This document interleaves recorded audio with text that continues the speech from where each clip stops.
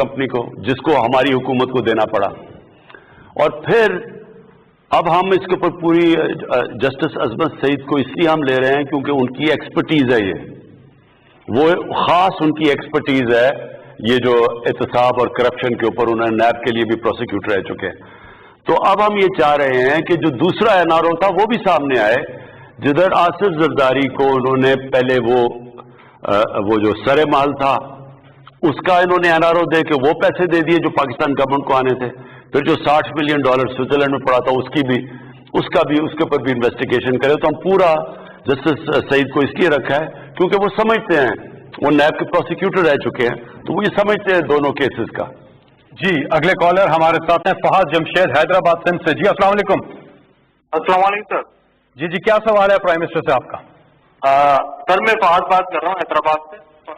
Sir Hyderabad का infrastructure sir बहुत खराब है, सारी रोडें सड़कें और हॉस्पिटल जो है ना हमारे यहाँ बहुत बुरा हाल है सर। और सर दूसरा ये कि सूबाई गवर्नमेंट या पीपल्स पार्टी, इनसे तो सर कोई उम्मीद नहीं है हम लोगों को ना सर। हम सारी जो नौजवान है या मेरे जैसे और नौजवान जो है वो सब आपसे ही उम्मीद रखते हैं। और सर आपको ही देख रहे हैं कि हैदराबाद के ऊपर कोई तवज्जो फरमाए सर, क्या यूनिवर्सिटी भी।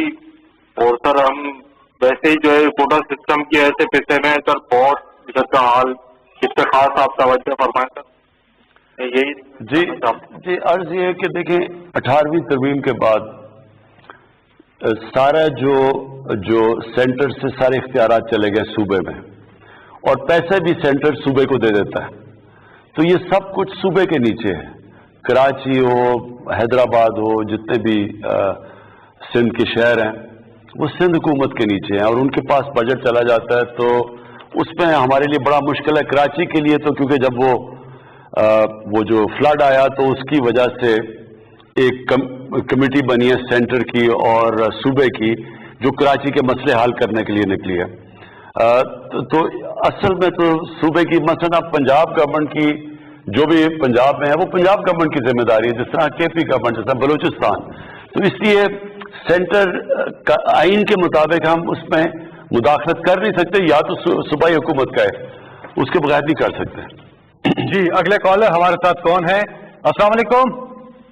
वालेकुम सलाम। जी कौन साहब, कहाँ से बात कर रहे हैं? सरदार बशारत अब्बासी, कुछ सेक्टर औलाद कश्मीर से। जी क्या सवाल है आपका वजीर आजम से?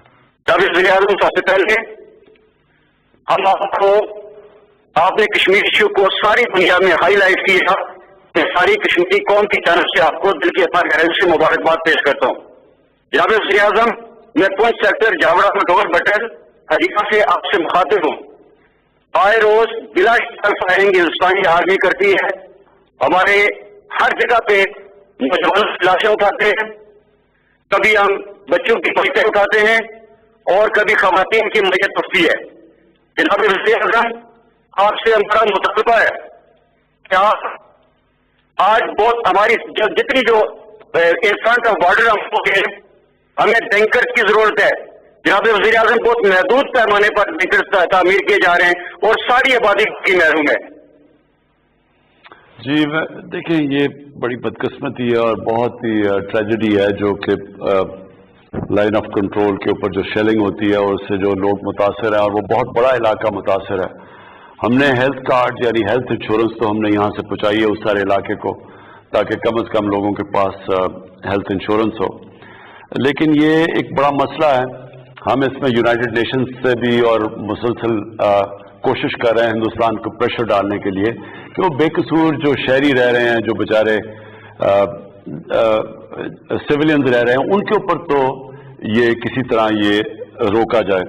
लेकिन देखिए, कश्मीर का मसला ऐसा है कि ये उस स्टेज पे पहुंच गया है कि ये अब पहले तो ये खत्म ही हो गया था ना इंटरनेशनली, अब ये इंटरनेशनली सारी दुनिया कश्मीर की तरफ देख रही है। अभी आपने देखा कि यूनाइटेड नेशंस के सेक्रेटरी जनरल ने इसके ऊपर स्टेटमेंट दी है, और इंशाल्लाह ये जो अब नई एडमिनिस्ट्रेशन अमेरिका में आई है जो बाइडेन की, इनसे भी हम बात करेंगे कि प्रेशर डालें जो इस वक्त कश्मीर के अंदर हो रहा है, मकबूजा कश्मीर में जो हो रहा है खास तौर पे, लेकिन ये लाइन ऑफ कंट्रोल पे भी।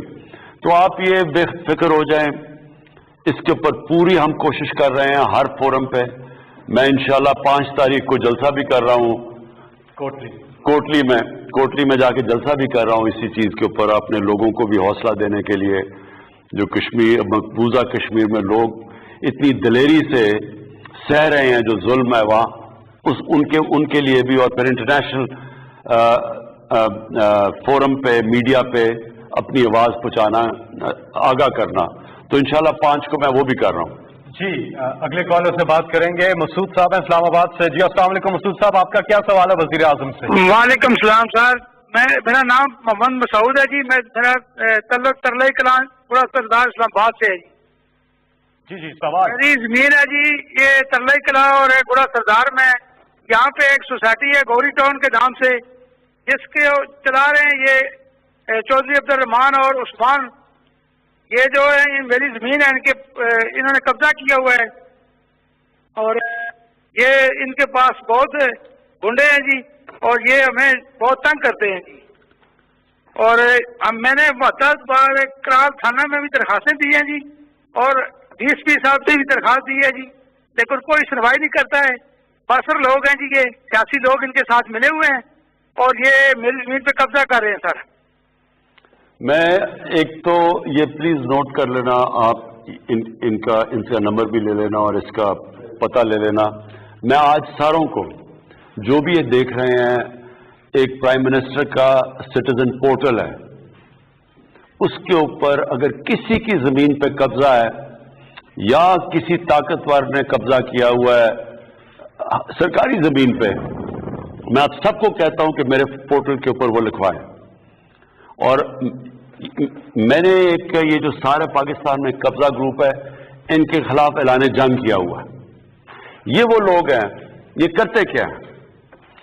ये करते ये हैं कि ये एक ताकतवर लोगों की पनाह के अंदर रह के ये सारी वारदात करते हैं। और ये शुरू कैसे हुआ? ये शुरू ऐसे हुआ कि यहाँ जो हमारी पॉलिटिकल पार्टीज, जो ये 2 मेन पॉलिटिकल पार्टीज, इन्होंने सबसे पहले कब्जा ग्रुपों को पालना शुरू किया। और मैं शुरू में आपको कहा कि ये कब्जा ग्रुप इनके जलसे भी फाइनेंस करते थे, इनको भी फाइनेंस करते थे, इनकी ATM मशीनें भी बने हुए थे, इनको ये इनकी पनाह पे बैठे हुए थे। जो पॉलिटिकल लीडरशिप थी, गवर्नमेंट के अंदर बैठ के वजीर और प्राइम मिनिस्टर्स इनको प्रोटेक्ट करते थे, बल्कि कई वजीर खुद कब्जा ग्रुप के हिस्से बने हुए थे, उन्होंने भी जमीनों पे कब्जे किए हुए थे। और जब इंतजामिया देखती थी, पुलिस और जब इंतजामिया देखती थी कि जनाब वो फलाने कब्जे ग्रुप को प्रोटेक्शन दे रही है प्राइम मिनिस्टर और उसके वजीर, तो वो खुद अपने कब्जा ग्रुप को भी प्रोटेक्शन देना शुरू हो गए। तो पूरा सिस्टम बन गया। और ये किसकी जमीनों पे कब्जे करते थे? गरीब लोगों की। वो लोग जिस तरह भी इन्होंने कहा मेरी आवाज नहीं है, वो अच्छा वो देख लेते थे कि किसकी जमीन पे कब्जा करना, जब देखते थे कि वो कोई कमजोर लोग हैं, शरीफ लोग हैं, बेआवाज लोग हैं, या बैरून मुल्क पाकिस्तानी हैं जो बाहर बैठे हुए हैं, उनकी जमीन पे कब्जे कर लेते थे। और फिर साथ मिल जाती थी पुलिस, इंतजामिया साथ मिल जाती थी, और बेचारे लोग बेबस हो जाते थे। तो इसके ऊपर हमने पूरी वॉर डिक्लेयर कर दी है। हम इस वक्त सारे कब्जा ग्रुपों के पीछे जा रहे हैं, जमीनें देख रहे हैं, रिकॉर्ड्स देख रहे हैं, सरकारी जमीनों के रिकॉर्ड जिधर इन्होंने कब्जे किए हुए हैं, जिस पर बड़े बड़े सियासतदान अरबों रुपए की जमीनों पर कब्जा करके बैठे हुए थे। और उसके अलावा नीचे तक कब्जा ग्रुप के ऊपर हम जा रहे हैं। और ये एक और हमारा मसला ये है कि हम एक सिविल प्रोसीजर कोड यानी लेके आ रहे हैं पाकिस्तान में। हमने जो इस्लाहत की हैं लीगल सिस्टम में, वो ये है कि पहले अगर जमीन का केस हो तो 30-40 साल उसका फैसला ही नहीं होता था। अब हम जो नई सिविल प्रोसीजर कोड लेके आ रहे हैं, जो आ गई है पंजाब में और पख्तूनख्वा में, इसमें 1 साल के अंदर फैसला होना है। इससे भी बहुत बड़ा फायदा होगा कि ये जो कब्जा ग्रुप है, जब उन्हें, ये इसलिए होता है क्योंकि फैसला नहीं होता, तो इसलिए आखिर में लोग इनको पैसे दे देते हैं या पीछे हट जाते हैं या इनसे पैसे लेके। तो हम अब एक हर तरह जा रहे हैं, कानूनी तौर पे भी जा रहे हैं, और ये जो बड़े बड़े लोगों ने सरकारी जमीन है वो आपके सामने हैं, बड़े बड़े महल गिर रहे हैं, हमने अब पूरा इनके खिलाफ जंग लड़नी है। और मैं आज फिर लोगों को कह रहा हूं कि जब भी आप देखें आपकी जमीन पे कब्जा हो या सरकारी जमीन पे कब्जा हो, मेरे सिटीजन पोर्टल के ऊपर फौरी तौर पे اس کو درج کروائیں. ہمیں اندازہ ہے کہ بہت سے لوگ ملک طول و عرض سے بیرون ممالک سے کوشش کر رہے بات کرنے کی، لیکن انشاءاللہ آج جن لوگوں کو موقع نہیں مل سکا، ہم دوبارہ بھی یہ نشست کریں گے تاکہ آپ بھی وزیر اعظم سے بات کر سکیں، اور انشاءاللہ لیڈر عمران خان کی قیادت میں یہ ملک ترقی کرے گا اور یہ قوم ایک عظیم قوم بنے گی. اللہ آپ سب کا حامی و ناصر ہو.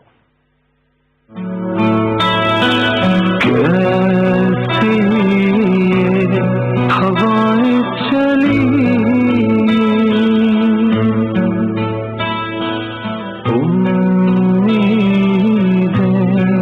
تجھ سے جڑی، ساتھ ہے تیرے ہر بچہ اور بوڑھا، ساتھ ہر ماں کی دعا، وعدوں پہ تیرے جن کو بھروسہ ان کو بھی تو آزما.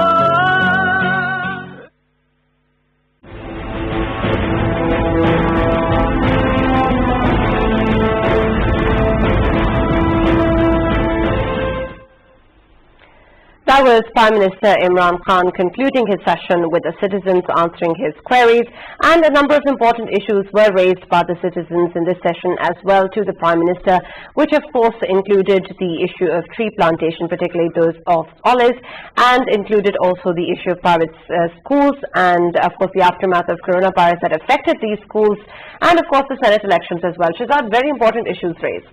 Absolutely, and one of the very important issues was about the national flag carriers. The Pakistan International Airlines, a caller actually called from United Kingdom, right, and said that that the PIA needs to be improved. And this is the airline, Sana, we are talking about an airline which actually made a lot of other airlines in Middle East. Right. It's one of the, a lot of the airlines were actually came to existence because of PIA's crew. And it is so unfortunate that now it has boiled down to something which needs a restructuring, needs a reform. But of course it comes down to the same thing, Shahzad, at the end of the day, that Prime Minister Imran Khan has repeatedly said that because we are indebted and because all of the institutions and different sectors are indebted, we are not able to progress as much. And it's important for us to first finish off the debt before we can actually move towards progress and prosperity, which is why the money laundering issues and of course rule for all is what is very, very important.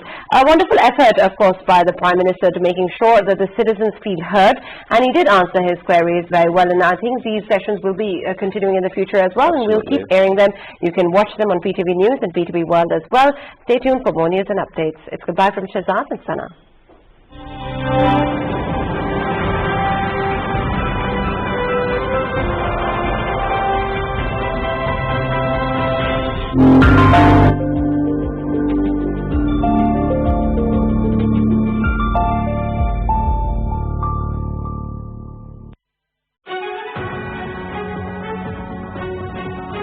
Sticking up for the unpopular,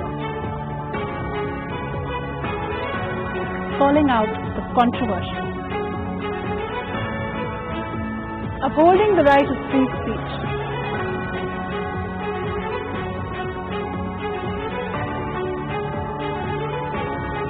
giving you all the perspectives and letting you understand the true one. And I speak views and opinions. My name is Maro Hamid. Watch Perspective every Thursday and Friday at 9:05 p.m. on PTV World.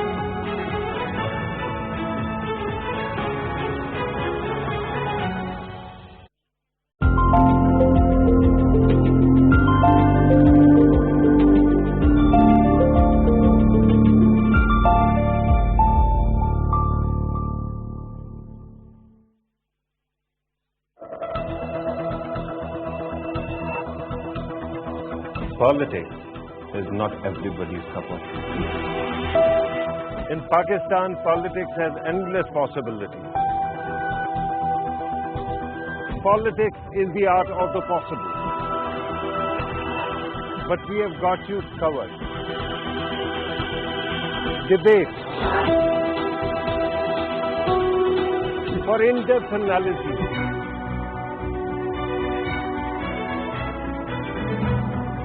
And insight.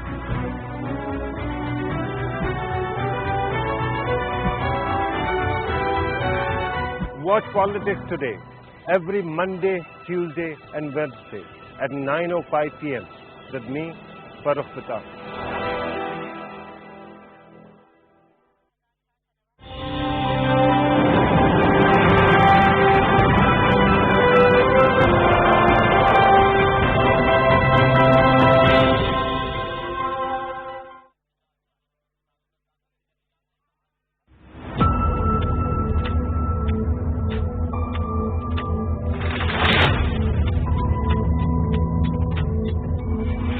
In the era of global news coverage, we aim to tell the truth. Through meticulous discussions and in-depth analyses about stories that matter the most. We underline key events as and when they happen. Watch Newsroom with me, Umar Khalid Bak, for a daily roundup of the latest international and local top stories.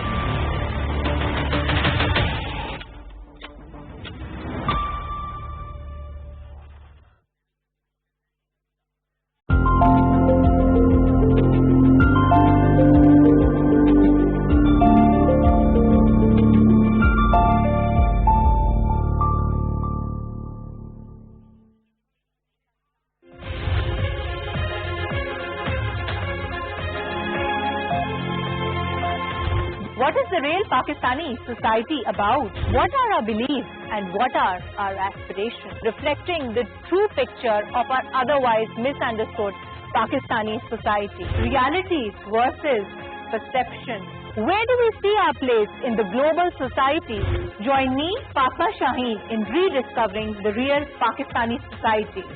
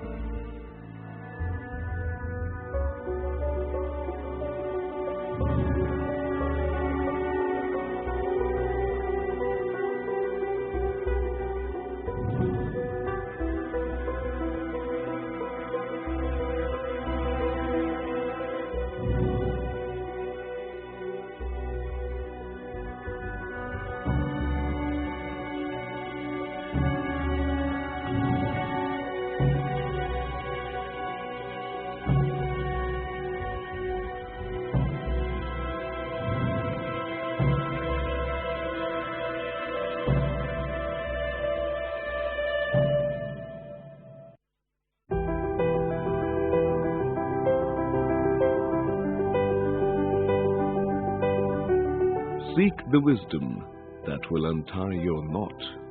Seek the path that demands your whole being.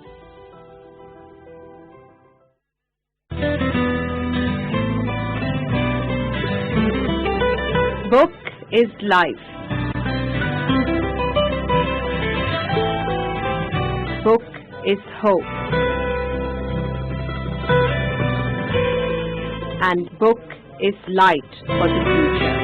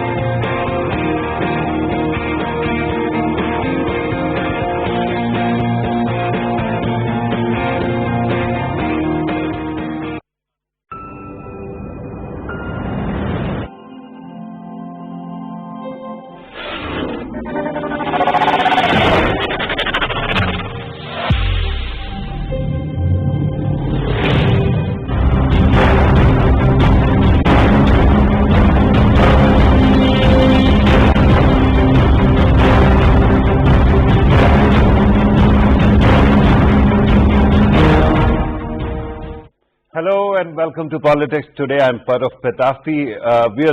Before I introduce the topics of today, let me also mention that earlier, a little while earlier, the Prime Minister of Pakistan took questions from the nation. He was speaking live,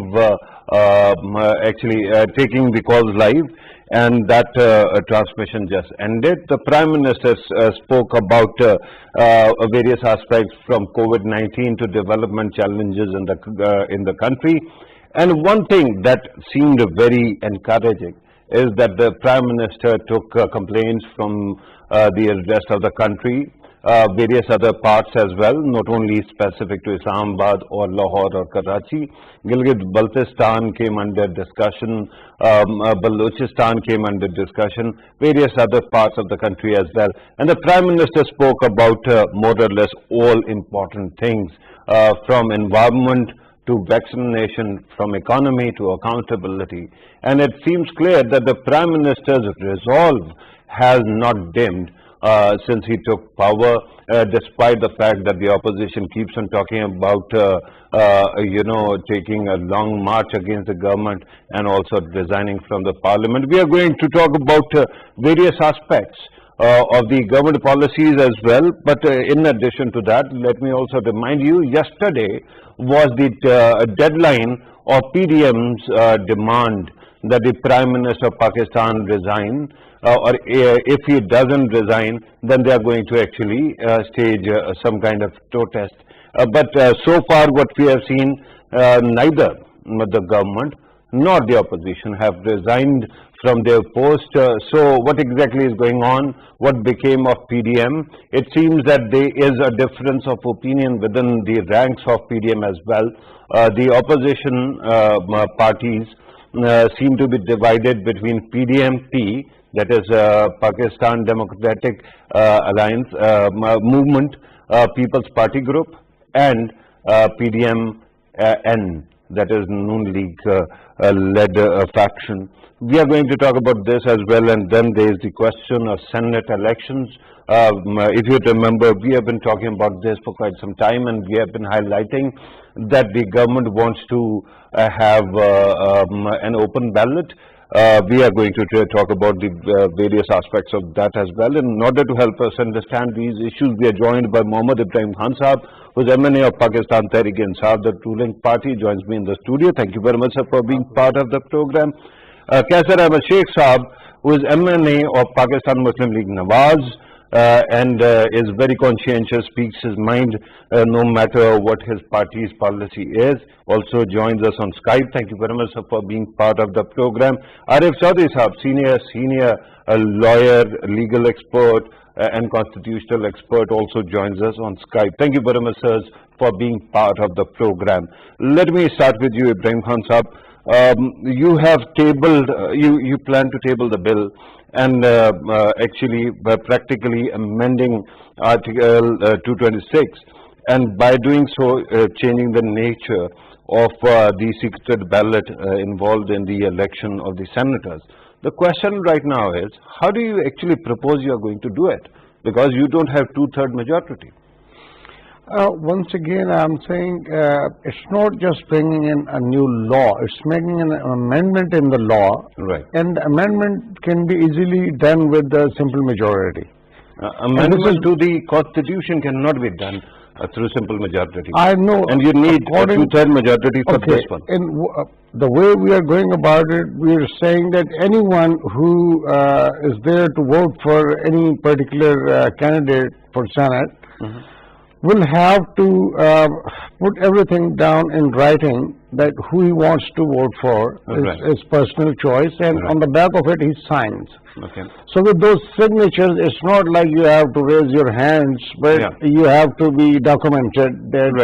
And I understand, because the basis of the election is single transferable vote. But here is the question. I understand the list of priorities that a voter can add in the electoral college. But right now the law says that elections will be held by secret ballot. in order to change it, either you went to the Supreme Court, and we haven't heard a verdict so far. The second aspect was that you are going to bring about this amendment for which you need 2/3 majority, and you don't have that number in either of the house. So are you going to talk to the opposition, or are you going to do something else? I think we have talked to the opposition, and we are telling them, like, let's get done with this process of, blame game, and fix it for once and for all, and for even for the coming elections in future.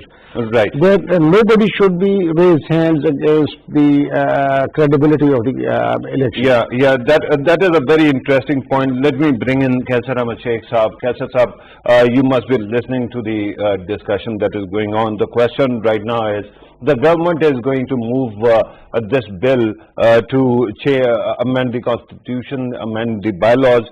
The question is, are you going to support this idea or not? Because we have heard various leaders from your party actually challenging this aspect, despite the fact that you yourself, your party itself actually had to endure quite a lot of horse trading when you were in power. Bismillah ar-Rahman ar-Rahim. You see, we should discuss about why PTI needs this amendment at this stage. What I feel is that most of their members, they will not follow their instructions according, because what I heard and what I visualized is that they are intending to elect members from various fields, and not particular representative of their provincial assembly members. So, in my opinion, I don't know. It will be debated and discussed in National Assembly. Mr. R.F. Chaudhary is here. He can speak about the law more clearly. My opinion is that this is not the democratic process which is handled in a country like England, which is the mother of democracy, because the privacy of the voter, I think it doesn't adhere to the privacy of the voter, and every member should have his own opinion. That is the up to now the spirit of this law was like that. And if it is violated, then what I feel is that they don't have members with them, and that's why they are feeling that they will not be having required number of senators of their own choice. So that is the difference. You may witness and you visualize that even in the National Assembly, after 3 months they had the session, but in that session they did not fulfill the quorum requirements. So right. Here's the question. Here's the concern. I understand what you are saying, that the sanctity of secret ballot should be maintained. But you know it, I know it, and it has been a historical occurrence in this country. It has been happening for quite some time, that whenever it comes to the Senate elections, a lot of money is spent. Now we are talking about money to the tune of billions of rupees, not millions. In that situation, do you think that this actually conforms to the idea of democracy, where people can buy or sell tickets? If not, how to actually change it? Regarding the secrecy and vote of conscience, it was your party and People's Party which actually enacted 18th Amendment, which took care of the fact that there shouldn't be any flow crossing at all. Yes, you are right, but you are very well aware that in UK, hundreds of years of democratic process and parliament system, they never applied this thing. You see, the money may be involved. I agree with you, fully agree, but it doesn't mean that you have to adopt the law according to this position that it should be an open ballot. Why should I declare my choice of to whom I want to vote? I think it should be debated in National Assembly and Senate, and should have threadbare discussions, and after that there can be some consensus. As you very rightly mentioned, that without having two-third majority, this law cannot be passed. So it should Right. be with the consensus. And the All problem, parties- the idea, I understand that the idea is great, that there should be debate in the parliament. The problem is that we don't have that kind of time. Let me bring in Arif Chaudhry Sahab. Arif Chaudhry Sahab, first of all, kindly clarify the bylaws and the procedures that might be needed to amend, these sections of the law. And do you think that it can be done without two-third majority, sir? And what does it entail? Mr. Pratap, you're right, while saying that, it cannot be without amendment in the Constitution. And when you have to amend the constitutional provision, then you have to need a two-third majority. That is correct. But the other thing, my very, very senior friend and very, dear friend, Mr. Kathir Shaikh, he has pointed out that it is the British Parliament. They never, go to such methods where, someone has to show his, vote, where he is casting his vote. But the interesting thing is that, there is no, provision for floor crossing. People have their democratic right, whatever they choose to do, and even on certain occasions, they differ with their party policy and still they remain in the party. It doesn't mean, but here there is a concept of either you are here or you are against us. Are you, same thing as, George Bush had told, either you are with us or you are against us. Okay. So as far as this move is concerned, I would commend PTI for bringing this move. I think it is a very clever move. They know it's not going to happen, but the allegation which was being raised against them, that will be washed off, because even if you recall that, when Senate Deputy Chairman was going to be elected, and at that point in time, you remember that, what happened? Everybody was saying, oh, horse trading. But now when the time has come, they have brought a bill, and prior to that, they went to Supreme Court. Nothing happened over there, and it was not supposed to happen anything over there, because Supreme Court normally doesn't, interfere with these things. So as far as now this move is concerned, it is a clever move. Now you are going to bring them down, sir. Here we are. We want that everything should be clear. No, everybody should know who is voting for whom. So where do you stand? So I think, had they been wise, so they shouldn't have gone against this move, because, secrecy of vote is one thing, but the respect and honor and dignity of the elected members is another thing, and the parliament, because due to this horse trading and this, blackmailing, the parliament itself has lost its veracity and its respect, and particularly the Senate, which is the, very, very sacred house. So in order to save it from all such things, we should move forward irrespective of our party politics. There should be some point where we should get together, and particularly on such an occasion, there should be unanimity, and they should come forward, Right, and this is a good point, sir, but let me actually go back to Ibrahim Khan Sahab. And Ibrahim Khan Sahab, you are listening to the discussion going on. One aspect that was rightly pointed out, when you actually move a reference or take a reference to the Supreme Court is not going to follow your timeline. It is going to have its own hearing and its own timeline. So consequently, we haven't seen a judgment. We have a shrinking window of time. Now you are going to bring this amendment, which we know is going to fail minus some kind of revolution within PMLN or People's Party. Are you in contact with certain parties? A. If you are not, I understand you have to make a point that these parties are not serious and they keep on they want to sell or buy the votes. But apart from that, it won't change the system. If it doesn't pass, what is your plan B? Are you going to still endure a compromised election?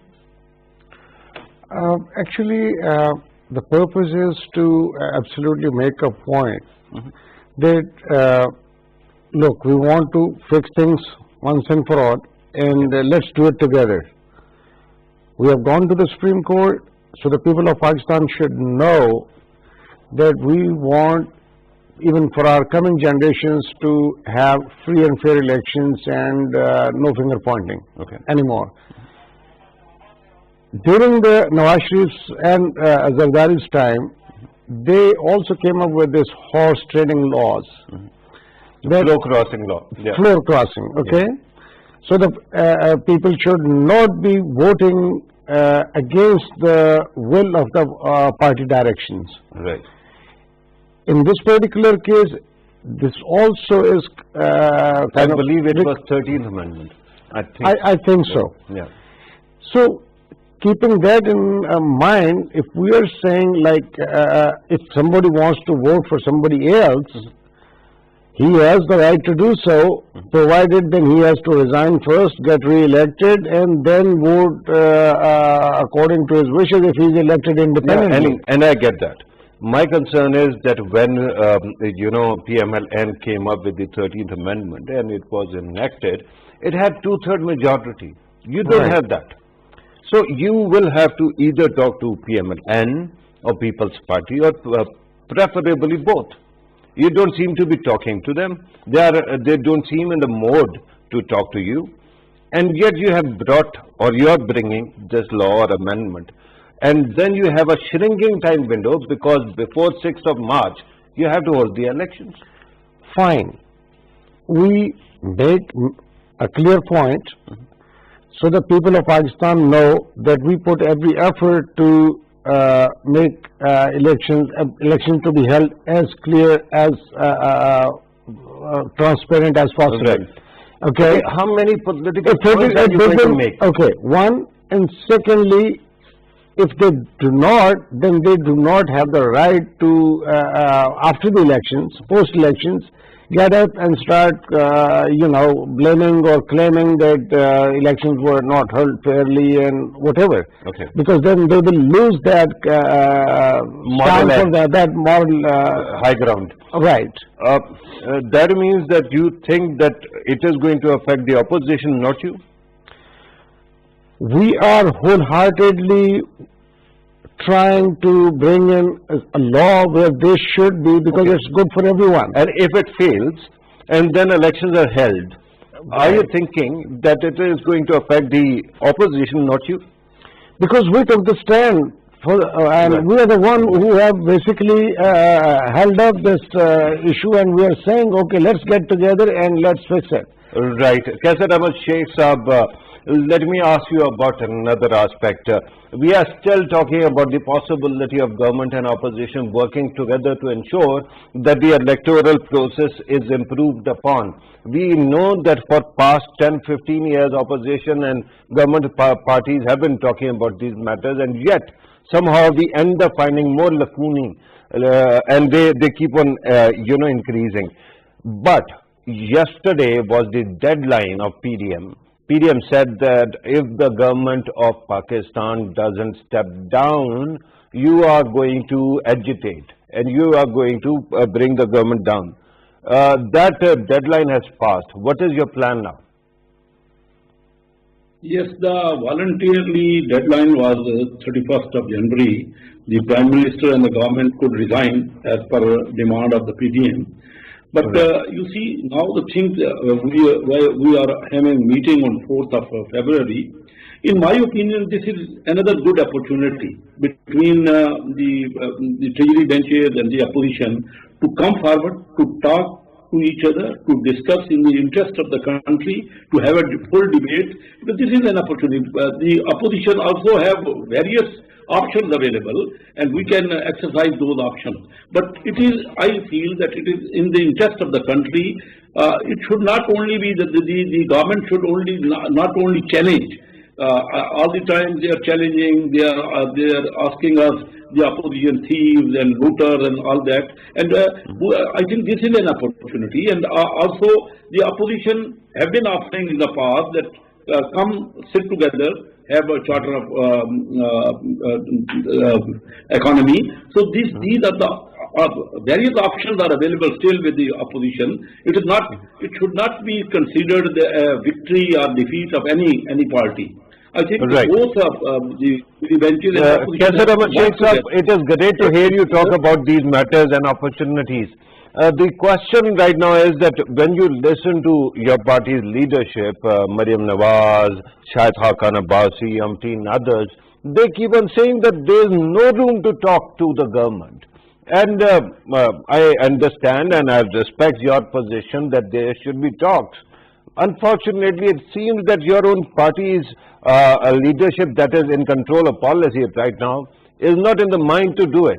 So, do you think that there is this difference of opinion within PDM and it might actually sink the boat? I feel that there is a difference of opinion. Even in the last party meeting, I talked about it in detail, and I asked from the leadership that what is the strategy, what is the outcome, what will be the results. You see, up to now, neither the Treasury benches could deliver anything. They could not deliver anything in 2.5 years, nor we could just give them the policies which should be in the interest of the common person. You see, the inflation is there, and particularly the recent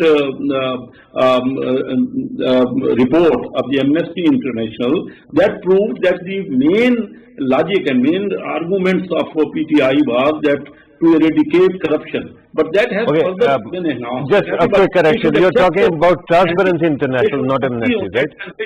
They should not only say that these are the people of the previous years, they should take it seriously and they should find out that what are the reasons why instead of being reduced in corruption, the corruption, we have 7 stages from 2018, we were 117th in the world and now we are 124th in the world.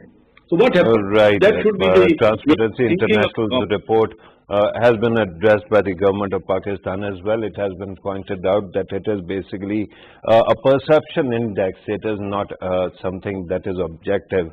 It is subjective, of course. But regardless, it is a serious question. Let me ask Arif Chaudhry Sahab. Arif Chaudhry Sahab, at this moment when the government and the opposition, they don't seem to actually work in tandem. And then the opposition's plan to, take the government's two cleaners or the government's desire to punish the opposition, they don't seem to be bearing any fruits. We seem to have some kind of gridlock. What does Constitution offer as a solution to such a situation when you have very narrow margin in the Parliament, when the government and opposition are not ready to listen to each other, and the national agenda keeps on suffering as a result? Constitution has a very candid and clear solution to such a deadlock and such a situation, but I don't think anybody is going to even accept that, because when there is a situation where Parliament becomes dysfunctional and the system is not running the way it should run, then the Prime Minister should call for new election after dissolution of assemblies. And that is a solution of the Constitution. But here situation is quite different.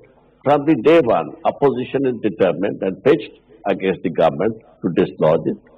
And the government is, in a mood and a mode to fight, always fighting back.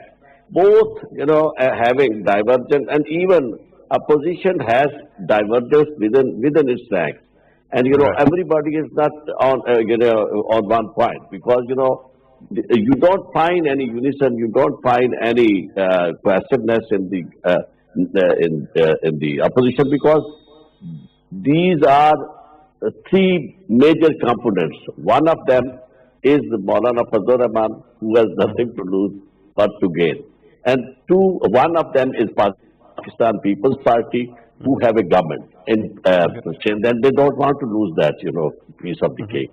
And the other third party is Noor, which is being led by Nawaz Sharif, who is the high stakeholder because he is out of the realm and arena, and he wants to come back. And the only way to come back is if this system goes away, there are new elections and his party gets a 2/3 majority, then everything can be changed. So for all these reasons, they are both sides, cannot go with side by side. They are standing eyeball to eyeball, and this is right. A very. And I'm glad that you actually pointed out that this is what Constitution offers.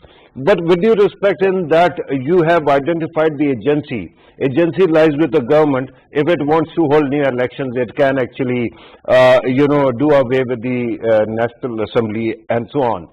But with due respect, does it not actually show you that there is room for an automatic trigger of some sort? For example, if the government and the opposition cannot sit together, shouldn't there be an automatic triggering of a reconciliation commission that brings them together and forces them to work together? I think we always talk about parliamentary democracy of Great Britain, but none of us wants to or intends to follow that. Because if had this been a situation over there, and you know that, everybody knows it, that, when they were finding hard time on one issue, Brexit issue, then they called for new elections. So in order to get majority in the House, so they should execute, they could be, able to execute their agenda.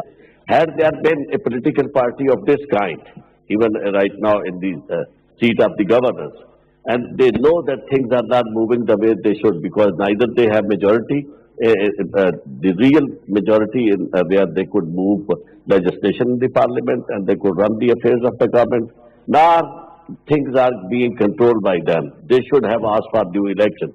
But on the other side, as Mr. Shaikh has rightly pointed out, that this opposition too has not been able to bring something, in concrete form. They should go to the parliament. They should try to bring certain legislative items where they should tell people that here we are and the government is not coming to terms. So that's why we have a difference of opinion with the government, because this is not something which, can help either side, and rather particularly Pakistan, the nation of Pakistan, that both sides have been elected by the people of Pakistan. They have been voted, one in power, as the government, the other as opposition. And both, instead of moving the agenda, parliamentary agenda and democratic agenda, they are trying to execute their own agendas.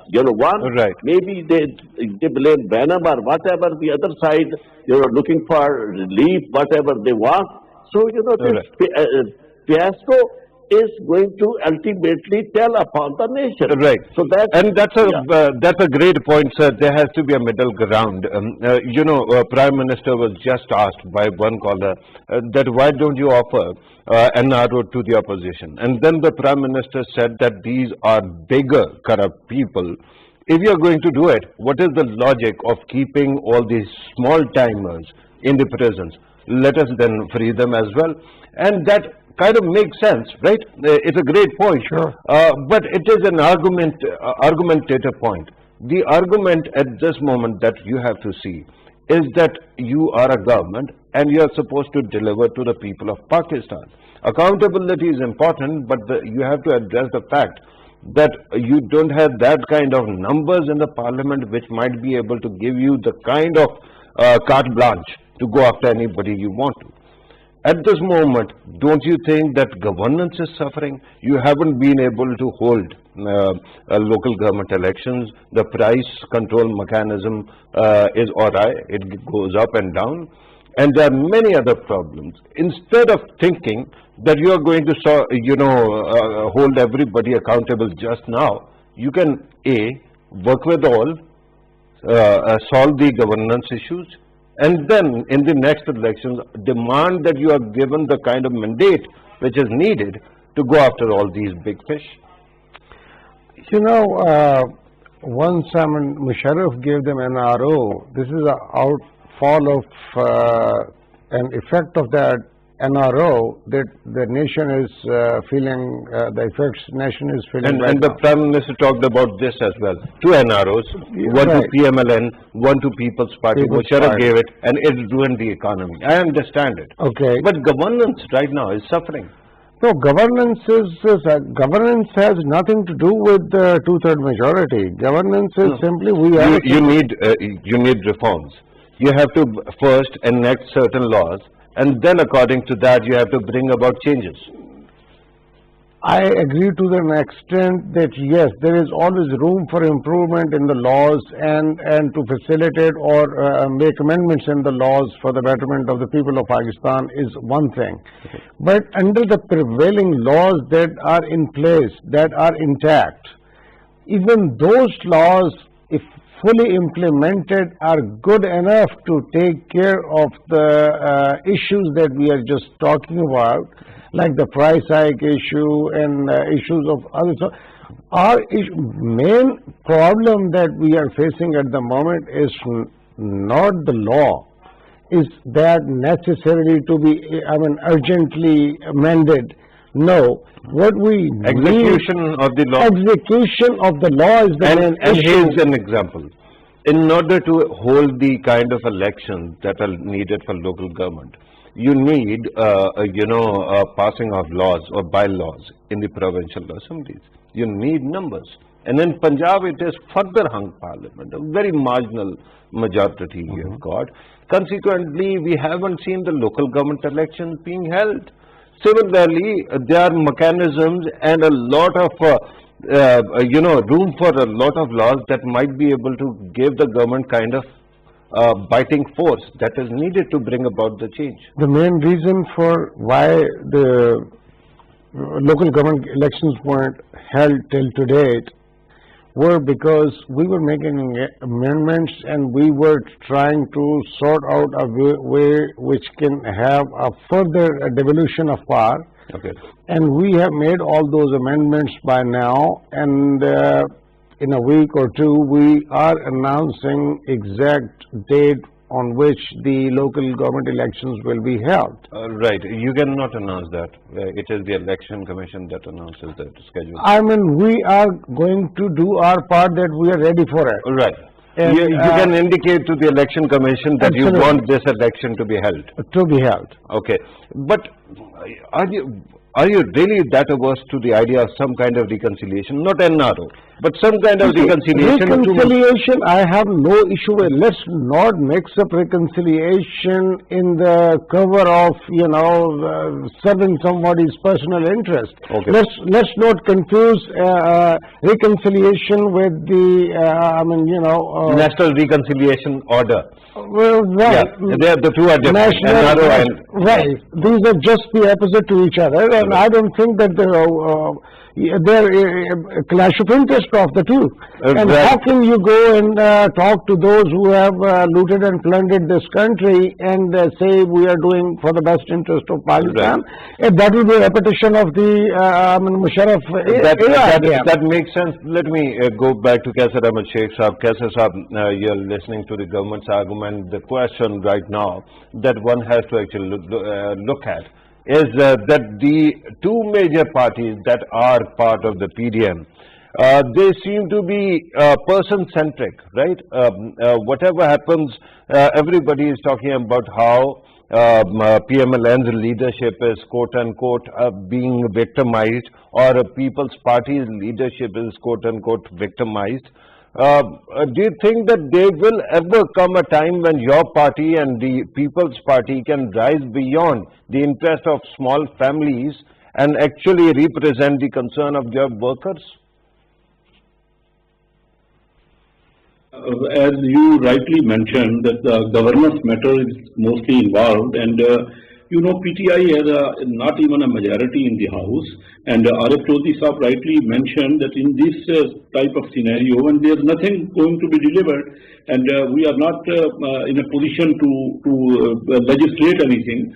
Now, either the government should extend their full cooperation to the opposition, and just to say that we are ready, and demanding NRO. NRO is never a problem. NRO is a matter with the courts, and it should always be to the accountability courts or to the NAB. That is another matter. But if government is ready, here's an example that the government actually quotes when you talk about the need to reach out and the opposition's desire to get some kind of NRO. They say that when FATF laws were being brought in and they were being introduced, at that time the opposition actually agreed to work with the government, provided with the caveat that there should be some amendment in the NAB law, that is the National Accountability Bureau law. And to do that, they proposed 34 amendments that would have essentially made NAB dysfunctional, totally inept, totally incapacitated, and eventually the government did not agree. So if it is not NRO, what exactly is it? No, Mr. First, that is not correct. I being a member of the Finance Committee, I categorically asked that if FATF laws, if there is anything demanded by FATF, these were the laws being amended just to get more power by the government. And if there was any amendment by the opposition which was not acceptable, that should have come to the House now. But it should be debated. Just everybody comes to know that what the opposition is demanding, why those things did not come, because they wanted to take full power. I being a businessman know that what are the restrictions and imposed on the business people, and that is why the incentive of the business is not here. No foreign investment is coming here in Pakistan. Even at present, huge investment in this pandemic is coming to India, our neighboring country, and Bangladesh. Why people are not interested? Foreign investment. With due respect, you have just tossed in a casual remark about FDI. When you talk about India, the FDI seems to be going only into the businesses of Mukesh Ambani and a couple of others like Adani. It doesn't seem to be going to the common interest groups of businesses. But regardless, there is a point that you actually made, and I'm going to go back to Ibrahim Khan in a short while to actually get his input as well. But let me again ask Arif Chaudhry Saab. Arif Chaudhry Saab, you're looking at the circumstances. Now, what do you think happens next? Are you going to continue, are we going to continue in the same state of affairs for 2.5 years, and then we are going to hold elections? What do you think, based on your experience, your study of law and circumstances, is going to happen next? Yeah, it seems that, nothing is going to change much because, both sides have taken their positions and very harshly they are sticking to their grounds. Though we quote examples of, certain countries, but we normally forget it, that those countries bring their national interest first. Even the opposition, irrespective of the fact, whatever the differences they have with the government, with the ruling party. But when it comes to the national interest, that is given precedence over.